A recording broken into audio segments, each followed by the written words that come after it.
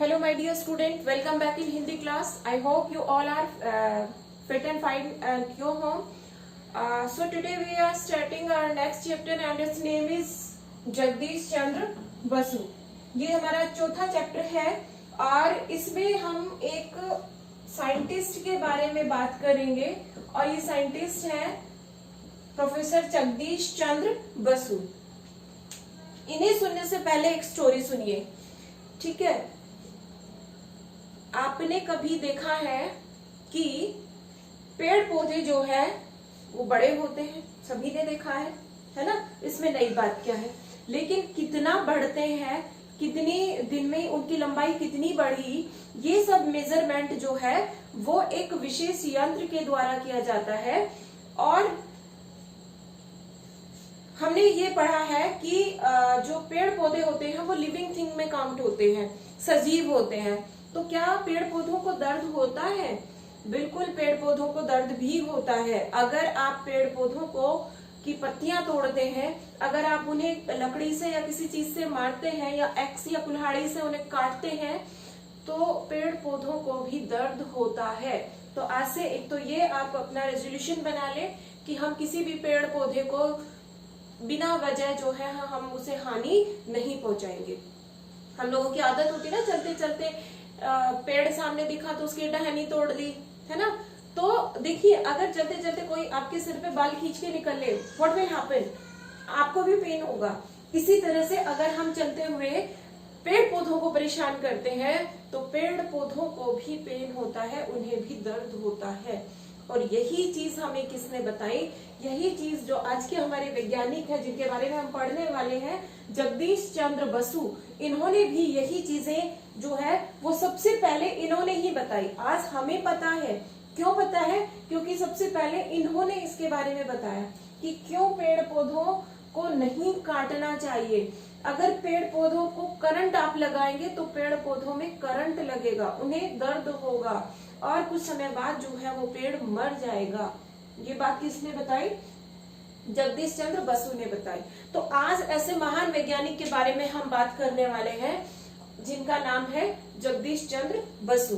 चलिए थोड़ी सी पहले सिंपल से इंफॉर्मेशन इनके बारे में ले लेते हैं कि ये कौन है, कहाँ ये पैदा हुए, कौन इनके पिता थे, कौन इनकी माता थी, कब इनका जन्म हुआ, कौन सी जगह पर इनका जन्म हुआ, कब इनकी मृत्यु हुई और जीवन में क्या क्या उपलब्धियां इन्होंने जो है वो हासिल की जो आज तक हम लोगों के इतने काम आ रही है. तो बात करते हैं सबसे पहले इनके नाम की. जैसा कि आप सभी को विदित हो गया है कि इनका नाम है जगदीश चंद्र बसु. इनका जन्म जो है वो 30 नवंबर 1858, 30 नवंबर 1858. बहुत सारे बच्चे इस सन को हिंदी में बोलते हुए उनको थोड़ी सी कठिनाई का अनुभव होता है, लेकिन अगर आप धीरे धीरे हर बार इसकी प्रैक्टिस करेंगे, इंग्लिश में ना जाके इसे हिंदी में ही पढ़ने का प्रयास करेंगे तो आप एक ना एक दिन इसमें सफल हो जाएंगे. तो ये है 30 नवंबर 1858. इनका जन्म हुआ फरीदपुर, और ये फरीदपुर जो है ये कहाँ पर है? बांग्लादेश में है. ये फरीदपुर जगह जो है ये बांग्लादेश की जो राजधानी है, बांग्लादेश की राजधानी है ढाका, और ये ढाका में ही फरीदपुर नामक जगह है. यहाँ पर इनका जन्म हुआ. इनके पिता का नाम भगवान चंद्र बसु, इनके पिता का नाम भगवान चंद्र बसु और इनकी माता का नाम बामा सुंदरी बसु था. इनकी रुचि देखिए बचपन में ही, यानी जब ये छोटे थे तभी से इनकी रुचि जो है वो पेड़ पौधों में हो गई. ये अपनी क्लास के बच्चों के साथ और कुछ बातें नहीं करते थे, बल्कि बातें किसकी करते थे? पेड़ पौधों की, जीव जंतुओं की बातें करते थे. तो बचपन देखिए, जिस बच्चे का जिस चीज में इंटरेस्ट होता है वो उसकी बातों से पता चल जाता है. तो यहाँ पता चल गया था कि भाई जो जगदीश जी हैं इनका जो रुझान है, इनका जो इंटरेस्ट है वो किसमें है? पेड़ पौधों और जीव जंतुओं में. और बड़े होकर फिर इन्होंने इन्हीं पर ही काम किया. इन्होंने क्या काम किया? बड़े होने के बाद इन्होंने देखिए 2 यंत्र बनाए. एक था क्रेस्कोग्राफ और एक था रेजोनेंस रिकॉर्डर. क्रेस्कोग्राफ जो था, इससे ये पता चल जाता था कि पौधे की जो ऊंचाई है वो कितनी बढ़ रही है, किस हिसाब से बढ़ रही है. ठीक है, एक तो ये. और दूसरा था रेजोनेंस रिकॉर्डर. इससे जो है पेड़ पौधों में क्या कपकपी होती है, दर्द होता है तो वो घबराते हैं। इस तरह के जो उनके इमोशंस रिकॉर्ड हुए वो किस यंत्र के द्वारा हुए, वो हुए रेजोनेंस रिकॉर्डर के द्वारा। इनकी इन दोनों उपलब्धियों से खुश होकर जो अंग्रेज सरकार थी, उस अंग्रेज सरकार ने इन्हें सर की उपाधि दी। अब ये उपाधियां क्या होती हैं, देखो बच्चों, अंग्रेजी जो सरकार यहाँ पर थी तो वो लोग इनके काम से खुश हो गए और खुश होकर कुछ टाइटल्स दिए जाते थे। जैसे महात्मा गांधी को हम जो मोहनदास करमचंद गांधी, उनको हम महात्मा गांधी कहते हैं, तो उनको भी महात्मा का टाइटल दिया गया था नेताजी सुभाष चंद्र बोस के द्वारा। इसी तरह से जो ये अंग्रेज सरकार थी, इन्होंने भी इनके काम से खुश होकर इन्हें सर की जो है उपाधि दी। और आज तक हम इनके इन कामों की वजह से इन्हें याद कर रहे हैं, इन्हें पढ़ रहे हैं। इतना महान काम इन्होंने किया। और इनकी मृत्यु जो है वो 23 नवंबर 1937 में हो गई थी। तो ये इनके बारे में कुछ इंपॉर्टेंट फैक्ट जो इस चैप्टर में दिए गए थे वो मैंने आपके लिए यहाँ निकाल कर लिख दिए हैं। और आप चाहें तो इनका स्क्रीनशॉट लेकर इन जो इम्पोर्टेंट फैक्ट्स है यू कैन लर्न देम। आपको ये लर्न होने चाहिए। ये इस चैप्टर में इतने ही इम्पोर्टेंट फैक्ट है और इन इम्पोर्टेंट फैक्ट को आपको याद करना है। So you can take the screenshot and then you have to learn them. चलिए अब शुरू करते हैं हमारा चैप्टर जिसका नाम है जगदीश चंद्र बसु। राहुल ने पुकारा, किसको पुकारा? माँ को पुकारा। माँ, ओ माँ जरा इधर तो आओ। देखो, जब मैं इस पौधे को छूता हूँ तो यह मुरझा जाता है। ये बात किसने कही? एक बच्चा है राहुल, वो एक पौधे को टच कर रहा है। आपने अगर मिमोसा नाम का प्लांट देखा होगा तो उस प्लांट को जब हम टच करते हैं, हिंदी में से हम छुई मुई कहते हैं, जब इसे छूते हैं तो उसकी पत्तियां जो है वो सिकुड़ जाती है, बंद हो जाती हैं। तो राहुल भी इसी पेड़ को छू रहा था, तो छूते छूते उसकी जो लीव्स है वो बंद हो जाती हैं। तो कहता है कि माँ जरा इधर आकर देखो, इस पौधे को जब मैं छूता हूँ तो यह मुरझा जाता है और फिर थोड़ी देर में पहले जैसा हो जाता है। क्या मेरे छूने से इसको दर्द हो रहा है? आते ही माँ बोली, बेटा पेड़ पौधों को भी दर्द होता है क्योंकि इनमें भी जीवन होता है। वे भी सुख दुख का अनुभव करते हैं। जैसे हम लोग सुख दुख का अनुभव करते हैं ना, कुछ अच्छा काम हो गया तो हम खुश हो जाते हैं, अगर कुछ काम अच्छा नहीं हुआ तो हम दुखी हो जाते हैं। इसी तरह से पेड़ पौधे भी सुख दुख का अनुभव करते हैं। ये बात किसने समझाई? माँ ने समझाई। और किसको समझाई? राहुल को समझाई। राहुल ने पूछा, माँ इन सब के बारे में तुम कैसे जानती हो? कि भाई आपको कैसे पता कि ऐसा होता है? तो माँ ने बताया कि राहुल, इस बात का पता सर्वप्रथम एक भारतीय वैज्ञानिक ने लगाया था। सर्वप्रथम मतलब सबसे पहले पूरे वर्ल्ड में, पूरी दुनिया में, पूरे विश्व में किसी को भी ये बात पता नहीं थी। तब हमारे देश के एक वैज्ञानिक ने, जिनका नाम था जगदीश चंद्र बसु, उन्होंने इस बात का पता लगाया था और उस महान वैज्ञानिक का नाम था जगदीश चंद्र बसु। माँ ने राहुल को जगदीश चंद्र बसु के बारे में बताना शुरू किया। जगदीश चंद्र बसु का जन्म फरीदपुर नामक स्थान पर 30 नवंबर 1858 को हुआ। ये बात हम फैक्ट के रूप में पहले ही लिख चुके हैं और आपको याद रखनी है। 30 नवंबर 1858 को कहाँ पर हुआ? फरीदपुर में हुआ। और फरीदपुर कहाँ है? तो अब यह स्थान बांग्लादेश के ढाका जिले में पड़ता है, क्योंकि आपको पता होगा बांग्लादेश भी जो है पहले इंडिया का ही हिस्सा था, ठीक है। और बाद में जब बांग्लादेश अलग हो गया तब ये हिस्सा जो है, ये फरीदपुर वाला जो हिस्सा है, ये कहाँ चला गया? बांग्लादेश में चला गया। इनके पिता का नाम भगवान चंद्र बसु था। इनके पिता का नाम भगवान चंद्र बसु था और इनकी माता का नाम बामा सुंदरी बसु था।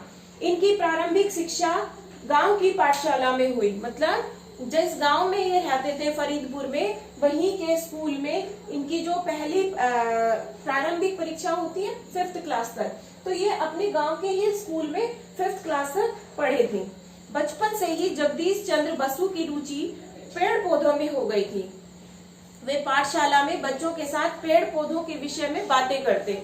मतलब जब क्लास में बच्चे बैठते तो वो किसी दूसरी टॉपिक पर बातें नहीं करते, बल्कि पेड़ पौधों के बारे में वहां पर बातें करते थे। 9 वर्ष की उम्र में आगे की पढ़ाई करने के लिए वे कोलकाता चले गए। अभी हमने बात की थी कि 5th क्लास तक तो इन्होंने गांव के ही स्कूल में पढ़ाई की, और जब ये 9 साल के हो गए, ठीक है, 9 इयर्स के जब ये हो गए, तो फिर ये चले गए कोलकाता में। वेस्ट बंगाल में है कोलकाता, और ये वहां चले गए पढ़ाई करने के लिए। उसके बाद वहां भी वे जीव जंतुओं के और पेड़ पौधों में विशेष रुचि लेने लगे। मतलब वहां जाने के बाद भी इन्होंने अपनी रुचि, अपना इंटरेस्ट जो है वो बनाए रखा। ये तरह तरह के फूल पौधे उगाते, पहले तो पौधे उगाते, फिर उनकी जड़ें उखाड़ कर देखते कि इनको अगर मैं जड़ से उखाड़ देता हूं तो फिर उस पर चिंतन करते। चिंतन मतलब सोचते, विचार करते कि क्या होता है जब मैं इनकी जड़ें उखाड़ देता हूं तो ये कैसे मुरझा जाते हैं, क्यों मुरझा जाते हैं, कैसे दोबारा लगाए जा सकते हैं। इस तरह के सारे चिंतन ये उनके ऊपर करते। वे हमेशा यह जानने के लिए उत्सुक रहते थे कि क्या पेड़ पौधों में भी हमारी तरह जीवन है। ये हमेशा ये सोचते कि जैसे इंसान जो है वो जीवित रहता है, सांस लेता है, खाना खाता है, पानी पीता है, तो क्या इस तरह से पेड़ पौधे में भी ये सारे जीवन के जो लक्षण है ये होते हैं। ये हमेशा उनके मन में क्यूरियोसिटी रहती। इस बात का पता लगाने के लिए भी जी जान से जुट गए, और जब उन्होंने ठान लिया कि भाई अब मुझे पता करना ही है कि किस तरीके से जो है ये पेड़ पौधों का जीवन चक्र चलता है। विज्ञान ही जगदीश चंद्र बसु का जीवन था। अब उन्होंने विज्ञान को ही अपना क्या बना लिया, जीवन बना लिया। वे दिन रात खोज में लगे रहते हैं। पेड़ पौधों के बारे में अध्ययन करने के लिए उन्होंने 2 यंत्र बनाए, जिनके बारे में अभी हमने चर्चा की। पहला यंत्र था क्रेस्कोग्राफ और दूसरा था रेजोनेंस रिकॉर्डर। क्रेस्कोग्राफ से पौधों की वृद्धि को नापा जा सकता था। ये जो क्रेस्कोग्राफ था, इस क्रेस्कोग्राफ से पेड़ पौधों की वृद्धि को नापा जा सकता था। उनकी लंबाई किस तरीके से बढ़ रही है, इस बात का पता किससे लगाया जा सकता था, क्रेस्कोग्राफ से।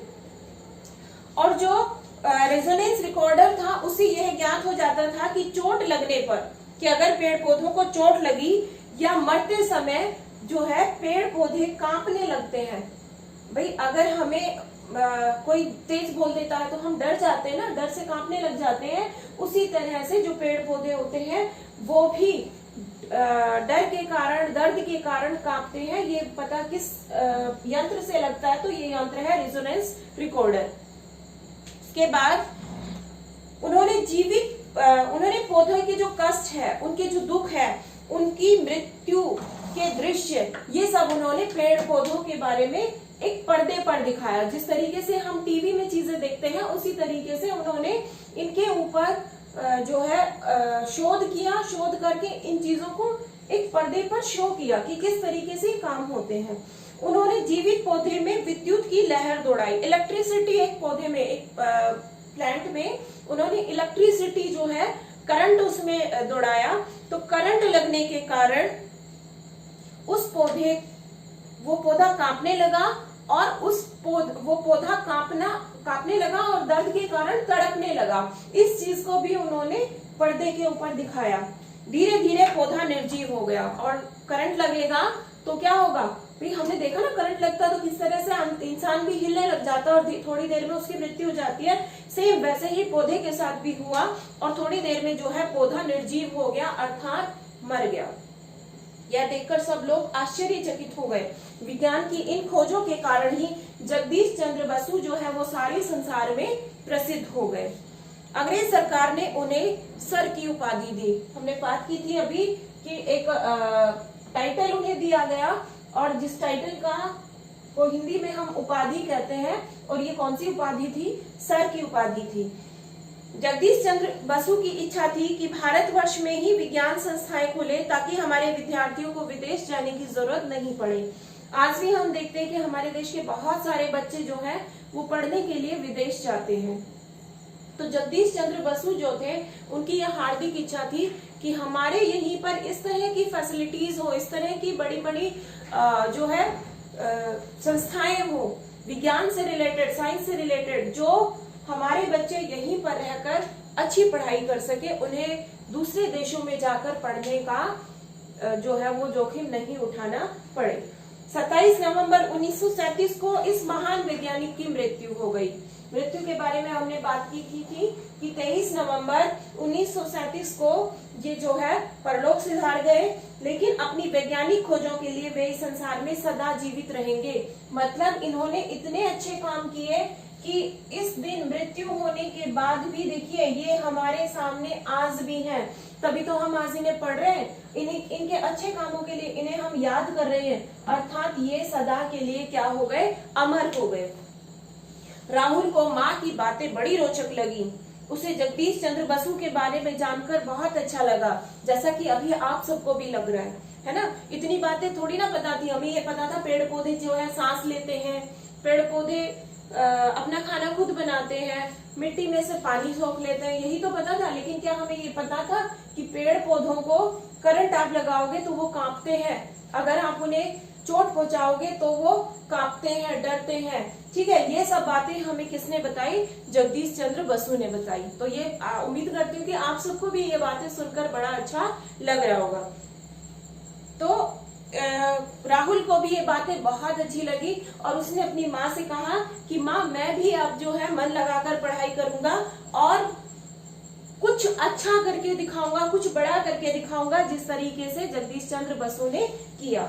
माँ ने उसके गाल थपथपाए और कहा, हाँ बेटा, सच्ची लगन हो तो संसार में कोई भी कार्य जो है वो असंभव नहीं होता। अर्थात आपके मन में किसी भी काम को करने की लगन है, अगर उसे करने की इच्छा शक्ति आपके मन में है तो फिर कोई भी काम जो है वो मुश्किल नहीं होता।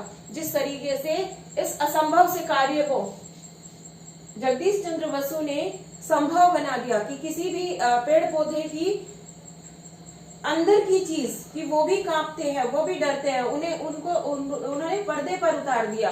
तो उन्होंने अपनी लगन और मेहनत से ये काम सिद्ध करके दिखाया। तो बच्चों, अगर हम भी मेहनत और लगन से किसी काम को करेंगे तो उसमें हमें सफलता अवश्य मिलेगी, चाहे वो फिर पढ़ाई से रिलेटेड हो, चाहे कोई और काम हो।